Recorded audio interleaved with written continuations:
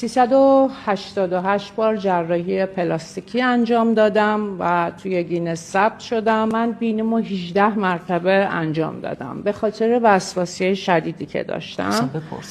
و من 8 سال غذا نخوردم. چی؟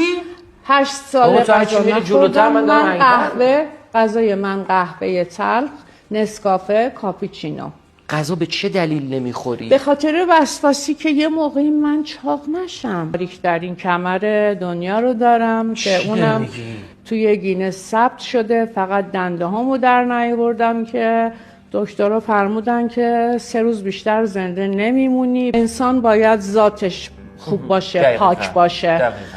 حرف مردم اصلا مهم نیستش که تو چرا رفتی این کارو کردی، چرا اینقدر جراحی انجام دادی. به خاطر اینکه علاقه دارم و هیچ وقتم سیر نمیشم. 1 ماه یه بار 50 cc ژل من باید تزریق کنم حتما برای زاویه صورتم و گونه هام.